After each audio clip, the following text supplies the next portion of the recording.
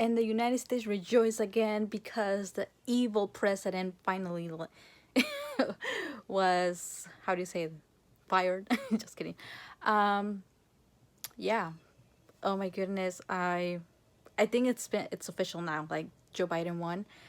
I haven't actually like tried to keep up with it or recorded myself, but the other day, I think it was the last time that I recorded. The next day, I saw some people like it just drastically changed. Like I went to sleep that night like with my hopes down. I was like, damn, like this country really is gonna elect Donald Trump again, and I'm just like kind of baffled because I was hearing a lot of, like people, a lot of like Trump supporters that were disappointed about how he handled everything, from the economy, to unemployment to the coronavirus. So I'm like, like I was hearing a lot about this, and like how is everyone, and how like also like just how this pandemic was handled and how many people have died. How are people like okay with that? But then the next day I woke up and I think they were counting. Then they were actually now like counting at the mail-in ballots, and oh my god, that's when things started like switching and like our hopes started going up. Yesterday I woke up with some tweets saying that Joe Biden won, but I think it was not official yet. And today I woke up with like an actual like official like actual news media reporting it. Joe Biden won. Joe Biden as our new president. And that being said, Joe Biden is not. I feel like Joe Biden is not our president, or I didn't vote for him because I wanted him to be president. I voted for him, and I feel like this is the same for a lot of people. Like, we voted for him because we had no other choice, because we didn't want Trump in office, because Trump had already done enough damage. I feel like every person has a different kind of reason. For me, it's the separation of families, the children, especially the reports of the children being sexually abused, the hysterectomies that were being performed on immigrant women. That is a complete violation of human rights, and it's just horrible when it happens to any group of people. However, when it's like your own group of people, when it's like people that look like your mom, that look like your dad, that look like you. I mean, right now I have blonde hair because I'm gonna dye my hair purple. So I'm not like blonde because I want to be blonde, like because I hate my. Anyways, but the people that look like me, and I just got so lucky. I am so lucky that I was born here, and that easily could have been me. Could have been me there, and also to hear like how many Latinos voted for Trump. That's a disgrace. That's a disgrace to our. I don't know if to say race, but like to us. It's a disgrace because like you're literally going against your own people. It could have easily been you. It could have easily been you, and just because you have papers, just because you were lucky enough that your parents decided to immigrate like right before you were born, that does not make you any better. And like if you're Mexican and you voted for Trump, you should be ashamed of yourself, and because he hates people like you. And no matter how much you try to assimilate, no matter how much you try to be white, and I know this sounds silly coming from like someone that right now has blonde hair. Again, I have it blonde because I'm gonna make it purple. No matter how much you try to like lean or favor or like yeah, like favor, cater to the hella like American type of people here, you're never ever gonna be white. You're never gonna be one of them. They're never gonna treat you like one of them. If you're a Latino that voted for Trump, you're a fucking disgrace. And yeah, also if you're any type of other minorities that were directly affected by him, and for some reason you also still voted for him, you're a fucking disgrace too. Anyways, that being said, also like I said, I didn't vote for Biden because I like Biden or because I like what he said. We had no other choice. I've been listening to people, and also like we're still gonna hold Biden accountable. Like just because Biden is a demo, I feel like also a lot of people have this like misconception that, oh, if you're against Trump, then automatically you agree with everything Democrats do, or if you're against kind of Republicans, or I mean, Republicans have a lot of things that are just I don't agree with, but that does not mean that I automatically agree with everything Democrats say, with everything. In this example, Joe Biden says, I am from the standpoint that all politicians are shit, and especially in this country, and considering the pattern, the history that has, how it treats people, minority people. Politicians are not our friends in some way to say.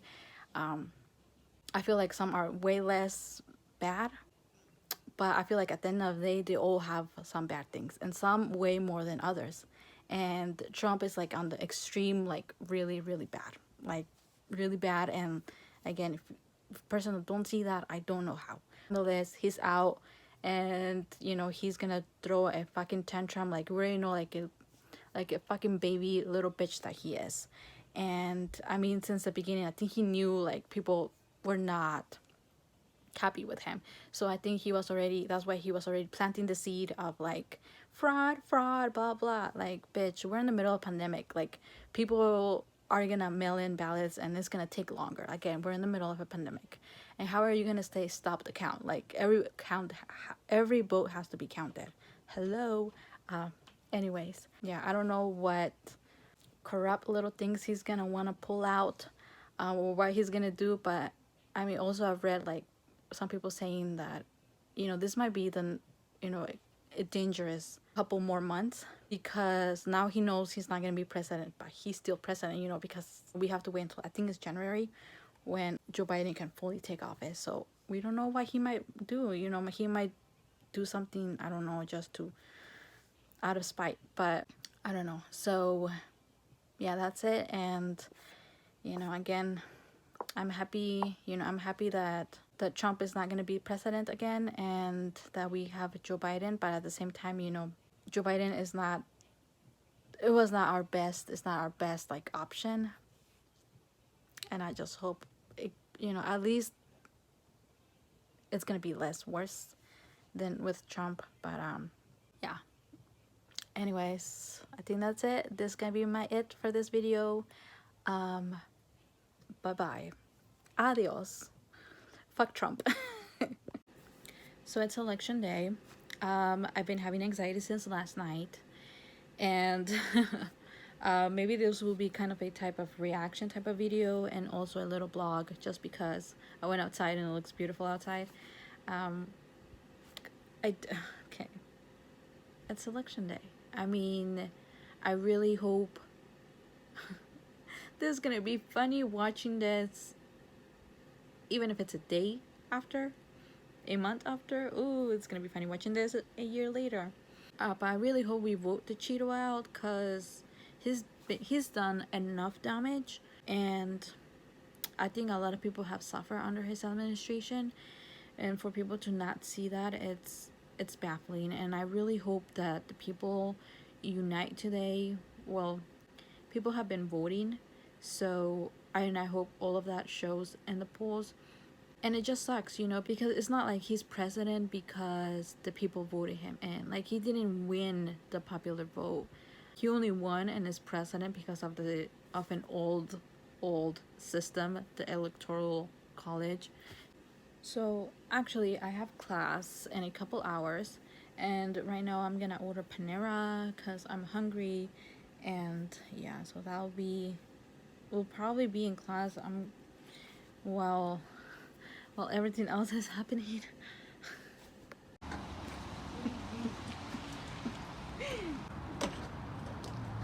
You want to go record the trees? Do you want to go record the trees with me? No. So pretty.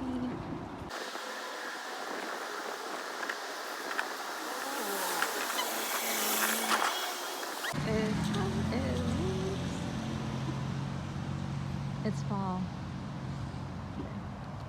Let's put Oliver down.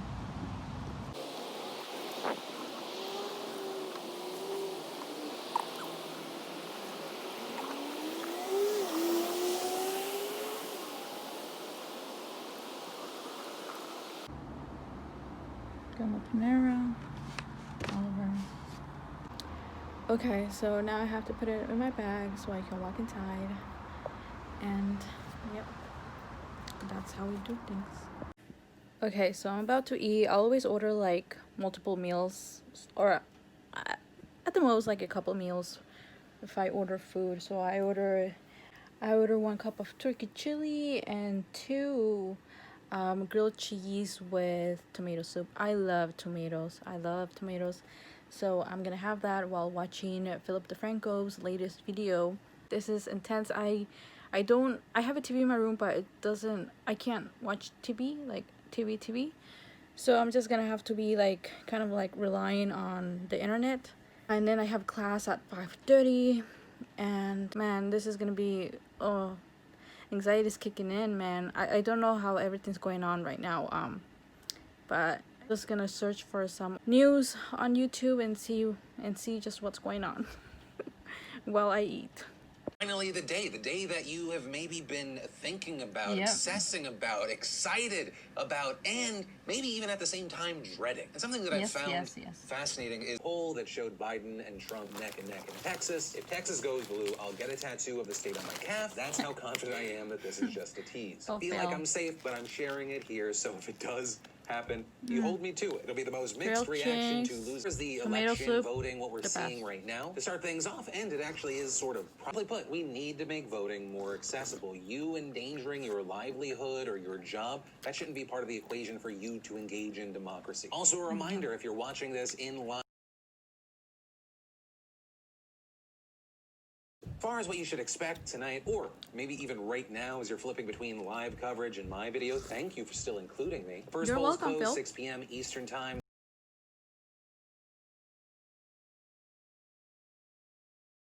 Likely be made even longer by a slew of court battles. Right? Even Trump himself has said that he will fight voting rules and results all the way to the Supreme Court. And just this last Sunday, he indicated that he would start the process immediately. We're going to go in the night of, as soon as that election's over, we're going in Give with it our up, lawyers. fool. With him also going on to imply that he would specifically go after Pennsylvania and other swing states for counting ballots after Election Day. Something which, as I noted yesterday, has literally no legal precedent, as states normally count ballots for days and people even don't weeks want after you. the election. Hence why it takes weeks for the official. And the last thing that we're going to talk about today is a very serious and important issue, something that President Trump said the media will stop covering on November 4th, and something that he has said since February is just going to disappear: the coronavirus. When you have 15 people, and the 15 within a couple of days is going to be down to close to zero. It's going to disappear one day. It's like a miracle. It will disappear. It will go away. You know it is going away. It is going to go away. Hopefully at the end of the month. And if not, hopefully we'll be safe after this. I know. It's fading away. It's going to fade away. It's going to disappear. As I say, it'll be going away. They scream, how can you say that? It's because it's going to be going away. It's going away. Hey, it's rounding the turn. Also, a note, that hypercut doesn't even touch how many times he has said that. I spliced that down for time. The main point, this is something is repeated over and over, even though we learned back in March when speaking to Bob Woodward,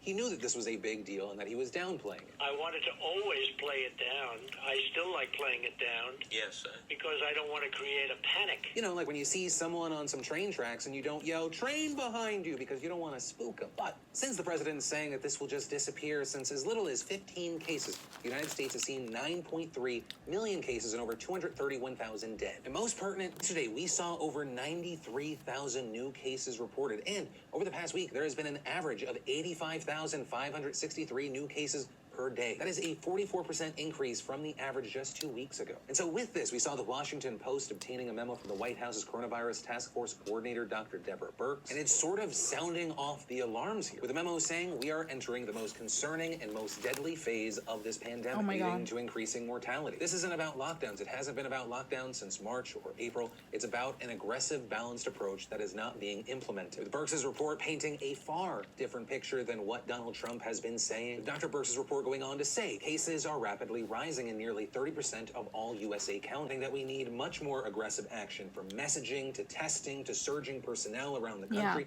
before the crisis point. But they're also hitting on the fact that the most essential thing at this point in time is to clearly and consistently communicate about the necessity of uniform mask use, physical distancing, hand washing, and profound limitation of indoor gathering. And, you know, she is not the only public health official raising this warning. One example being Dr. Anthony Fauci, the director of the National Institute of Allergy and Infectious Diseases, saying on Friday that as cases surge with winter around the corner, the country is in bad shape. And specifically saying, we're in for a whole lot of hurt. It's not a good situation. All the stars are aligned in the wrong place as you go into the fall and winter season, with people congregating at home indoors. You could not possibly be positioned more poorly. Fauci emphasizing here, if we want to change things, the United United States needs to make give me abrupt changes chills. in its public health practices. Now, with that said, for what it's worth, the United States is far from the only place seeing an uptick right now. Right in Europe, for example, we're seeing a massive surge. Hospitals starting to get swamped. Countries starting to set up new lockdowns. But then we look back to the United States, where we're simply not following that kind of response, despite the fact that we're also seeing overwhelmed hospitals. Right? Data from the COVID tracking project shows that hospitalizations are hiking up on the path to reaching where they were in the summer or spring. And, it's a big country. In different places, we're seeing different jumps. Seeing things like last week in Pennsylvania, there was a 157% increase in hospitalizations compared to the same time last month, with a 125% jump in New Jersey, a 69. The Salt Lake Tribune reported that a record 348 patients were currently hospitalized due to the coronavirus. Dr. Brandon Levin, infectious disease physician, saying these are unprecedented hospital volumes. They are far in excess of what we saw during the last peak in July. And all that comes just 1 week after health officials warned Utah's governor that if the number of patients does not go down, hospitals will have to move to crisis standards of care. Meaning that patients in ICUs that are not getting better might just get moved out to make room for others. Dr. Wright added, the potential for ICUs to be overwhelmed or hit capacity is an inevitability unless we do something at the community level to interrupt the cycle of transmission. Also adding that local leaders and the public have to do something to bring the cases down. Understand, this is affecting far more places than we even talk about here. Places like El Paso, where hospitalizations have surged, seeing a 300% increase in the last 3 weeks. In this situation, one of the challenges, you have nurses, doctors, hospital staff, understandably tired, and resources are strained. As Dr. Shika Gupta, executive director of Get Us PPE, a nonprofit giving supplies to healthcare facilities, told The Guardian, more and more facilities are requesting personal protective equipment. We are deeply unprepared for what that's going to bring as hospitals reach capacity across the U.S. with surging caseload. And Dr. David C. Grabowski, health policy professor at Harvard Medical School, telling the outlet, we lack personal protective equipment, we lack comprehensive surveillance and testing, and to be honest, a number of nursing homes still struggle with infection control. We've seen this play out now twice. As well as, with this story, with this situation, I can't help but wonder, where might we be? Where might we be if we had a president that actively told his supporters to wear a mask? It is the patriotic thing to do, rather than kind of doing that, but then openly mocking people and saying that it's PC to wear a mask. Where might we be if we had a president that put the same amount of effort into trying to suppress votes and sow doubt in this election into actually trying to curb COVID-19? Because Donald, the only thing I've seen disappear are people from dinner tables. Family members, loved ones, friends, co-workers. But hey, that's a story and my personal takeaway at the end of it. And of course, I pass the question off to you, or really if you have any thoughts on what's happening right now. And just, oh my god, I really don't want to get to... I really don't want to get in class, but... I'm so embarrassed. I got into the class with my other Zoom account and I have my other picture with my pink hair. Like, so embarrassing. Okay, let me log out of this account and to my other one. Exit polls, national exit polls that we can tell you about. The suburban vote was President Trump tell you, but there's been a big swing. It's gonna be like, what the fuck? I have to wait She left and came back from another account. Okay.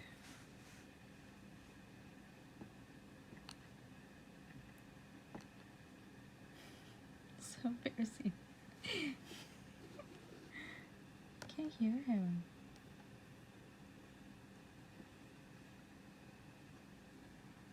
Regulator. And at the same time, it also is needed for three-dimensional. Republicans and Democrats about focus groups during the latter parts of this campaign. One thing emerged they'd never seen before. Is that across the country, so many of these major I think I wasn't muted. I guess I'm embarrassing. to do exactly what Marcus said. Tabulate them. Tell people in class, how's the teacher giving class while this is happening? I can't. My anxiety's through the roof right now.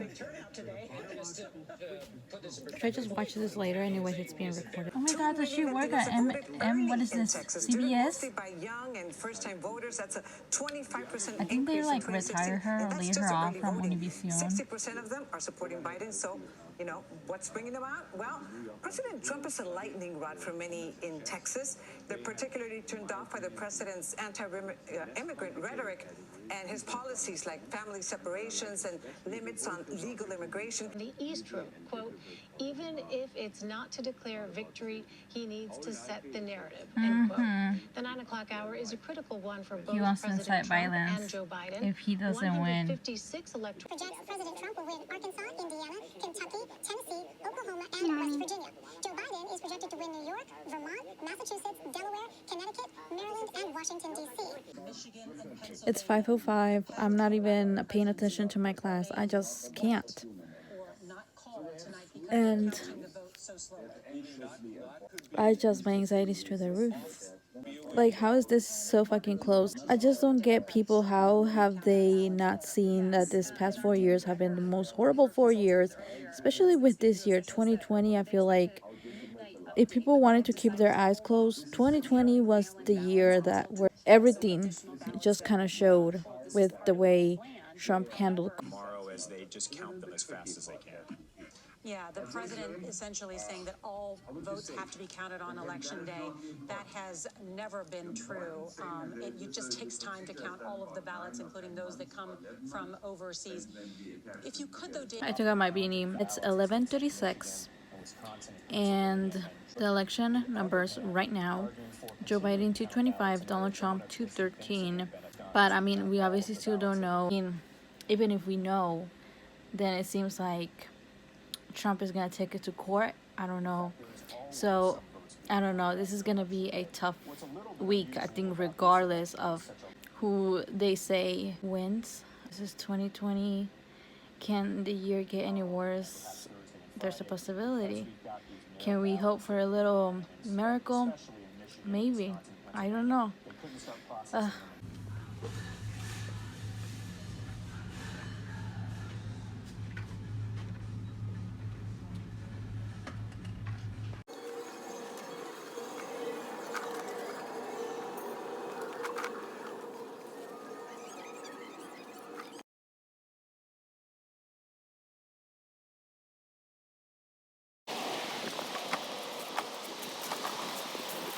Okay, so it's 10:42. I have not really been keeping up with the elections, with how everything's going. Around the time I woke up, I saw a lot of people being optimistic for Biden, obviously, on Twitter, so that made me feel optimistic. After that, I haven't really checked, but it seems like Biden is getting really close, which makes me really happy. And it seems like Biden also won in Michigan, because it seems like last night Trump was actually leading, like, with a lot. And it seems like a lot of the numbers are skewing in favor of Biden because of the ballots that were sent by mail. So yeah, it's just Trump is just he's already being a sore loser. So but anyways, I'm gonna watch some videos here on YouTube about the election, and let's see. You know, I'm really happy. You know, I feel optimistic. I feel good, but then again, you know, we all know Trump, and I mean, but then again, how exactly is he gonna try to take this to the courts? Like, saying what? Like, come on. I mean, anyways.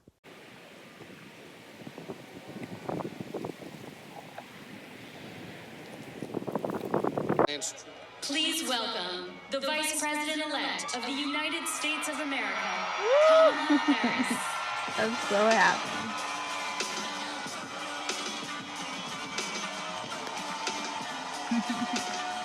Now, my great honor to introduce the President-elect of the United States of America, Joe Biden.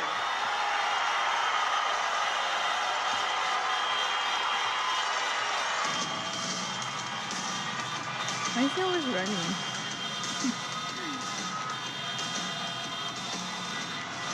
Well, I mean, at least he can run, right? He's fit. Wait, is that you doing? Sorry.